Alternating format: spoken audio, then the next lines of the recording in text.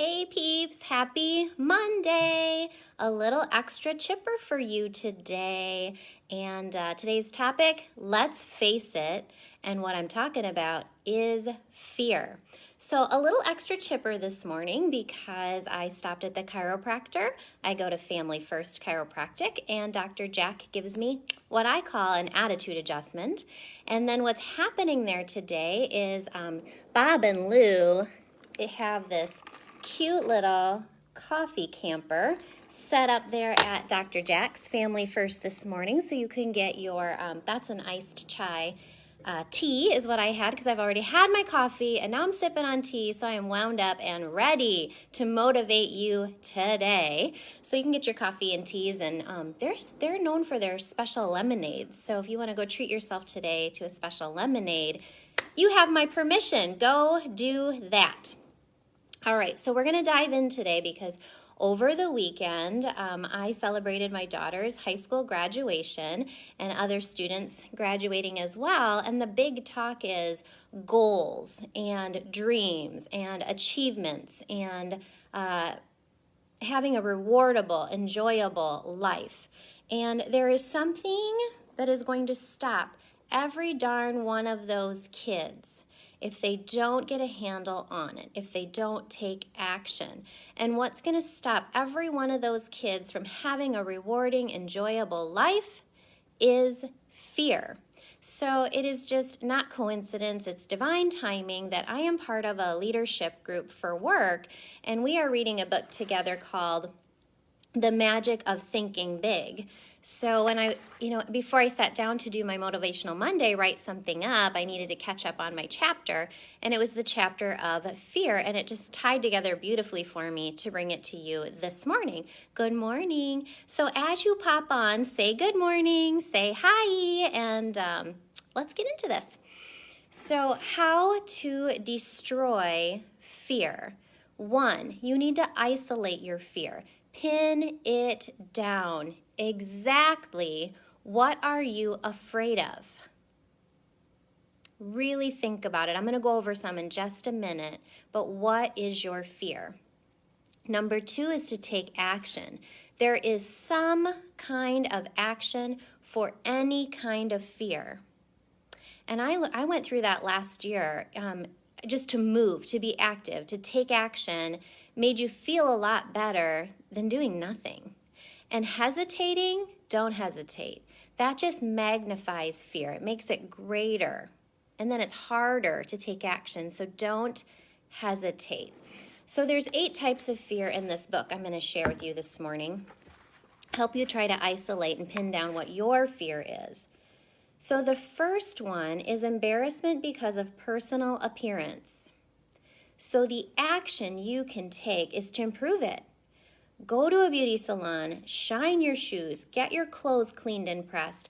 In general, practice better grooming. It doesn't always take new clothes. So if it's a personal appearance issue, you can change something about it.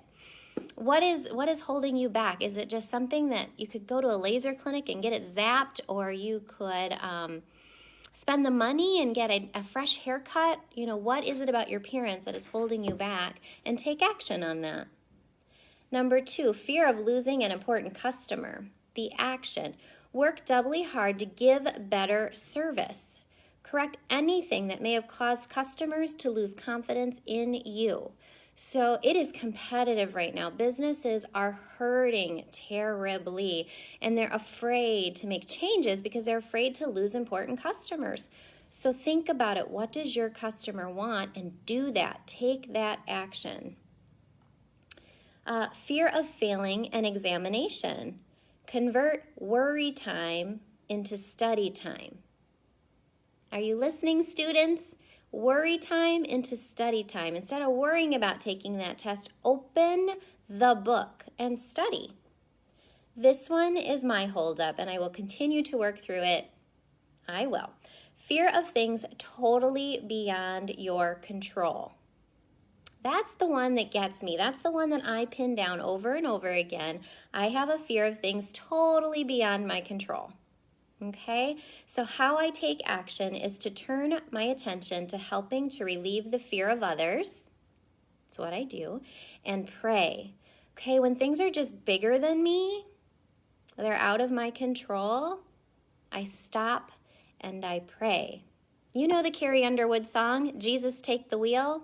It's all you can do. Surrender, dear one. Number 5, fear of being physically hurt by something you can't control, such as a tornado or an airplane out of control. The action there is to switch your attention to something totally different. Go out into your yard and pull up weeds, play with your children, go to a movie. Number 6, fear of what other people may think and say. Action. Make sure that what you plan to do is right, then do it. No one ever does anything worthwhile for which he is not criticized. That is literally the truth. I have been a hairapist doing hair and counseling people for over 20 years. And that is the number one fear people have, is what other people think and what other people are going to say about them. Well, let me tell you something from experience. Every person who sits in my chair has the same problem. You're all human. And nobody's perfect. So that boss you're worried about impressing, that boss sits in my chair and they're worried about what their employees think about them. We're all like that, and we're just humans. We all make mistakes. We all criticize ourselves. You just got to shake it off. You just be you, and people will adjust. You be you, people will adjust. Number 7, fear of making an investment or purchasing a home. Good morning, Lisa. The action step is to analyze all the factors, get the data, then be decisive. Make a decision and stick with it and trust your own judgment. That is going on too right now. The purchasing of homes and the home market is ridiculous. And yet if you need a home, you're just stuck with the consequences of the times that we're in. So make a decision and stick to it. And don't let anybody's outside judgment impact the way you feel about your purchase. And the last one, number 8, is fear of people. The action step. Put them in proper perspective. Remember, the other person is just another human being, pretty much like yourself. Okay, so those are 8 fears that hold people back. And now I want to help you build your confidence about it. So allow only positive thoughts in your life. If something negative starts to brew up, flip it, change it, rearrange the darn thing, and think positive. You know, people sometimes, actually just yesterday even, I'm very chipper. I love Motivational Monday. I am an optimistic person. I am positive. That could be annoying to some people. Guess what? I don't care. I don't care. I have bad days. I have negative thoughts. I just choose to turn them around. Good vibes only here. Life is too short. I'm on God's time, and I don't know when He's going to get the hook and take me out of here. So I'm going to live a good life to the best of my ability. But I'm very fortunate that I'm surrounded by valuable friendships so that when I am having a hard time, they pull me up. And I hope that you have that in your life as well. So get rid of your stinking thinking. It will take away your joy. You don't want to be down there. Take it away. Refuse to remember the negative. Refuse to remember it. When it comes up, kick it out. Replace it with a happy moment. Your life is full of moments. Hang on to the good ones. When a negative one, you remember it, kick it out, and bring in a positive. Ditch the self-deprecating thoughts. I can't stand it when people put themselves down. Drives me crazy. Sometimes they do it in humor. If they're confident enough, it doesn't bother me. But I don't like it when they shame, blame, torture themselves, put themselves down. There's enough negativity in this world. You do not need to be that person to yourself. Treat yourself like you would treat your child, with love and with gentleness and with kindness and with praise. So here are 1, 2, 3, 4, 5.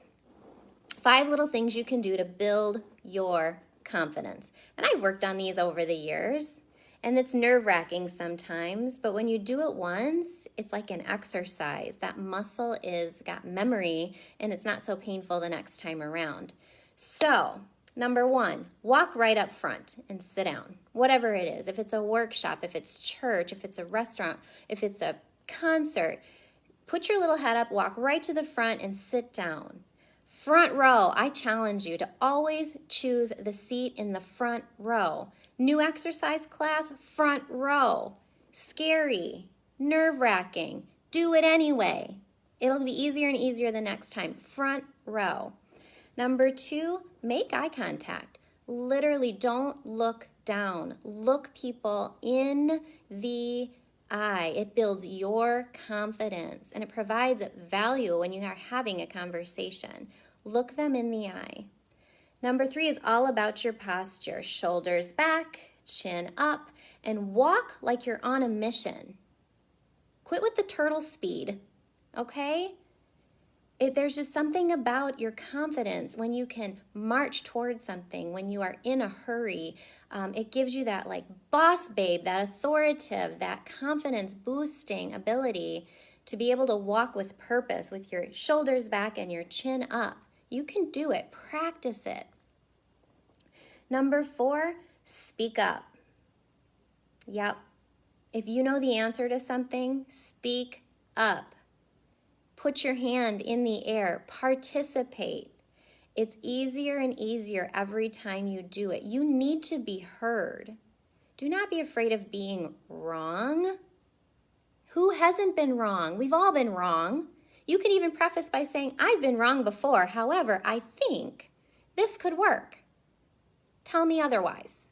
Okay? Speak up. You matter and you need to be heard. And I know these days, I hope it's almost behind us, all of this over Zooming anyway. I hope we can have meetings in person more routinely. There is way more constructivity that comes out of that.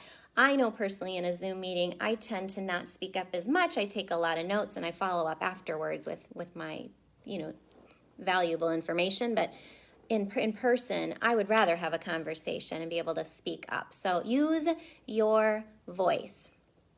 And number 5, smile. Simple. Put a damn smile on your face. We have taken off the masks, and let's just smile at one another. You meet a stranger, smile at them. Smile. Smile big. Show your teeth. It is hard to be mean to someone who's smiling. Just simple. Put a smile on your face.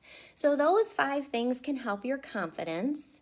Getting through fear is 1, pinning it down, and 2, taking action. You can do that. Teach your children how to face fear. Because we're all a little scared. It's a human thing to be. We don't know what we don't know. We all worry about judgment of others. Forget it. And then stay positive. Make it a knee-jerk reaction to flip that negative thought into a positive one. So, if you've been feeling restless, if you've been feeling like you're on pause, if you've been feeling like there's more that you want to give or get out of your career or your relationships or your home life, what's holding you up? It's probably fear, and you need to take action. Haha, so that is Motivational Monday. You're welcome for the extra positivity and chipperness today, brought to you by Bob and Luz and Dr. Jack at Family First Chiropractic. Call to action in the comments. What's your jam? Mine is Good Vibes. Google it. It's a country song. Good Vibes. We're on God's time. If you've got a song that puts a little pep in your step and puts you in a good mood, put it in the comments for me. I'll add it to my playlist. Thank you guys. Have an awesome week. Enjoy this heat. We deserve it. We whine all winter about freezing our butts off. So when it's summer, no complaining. No complaining. Bye.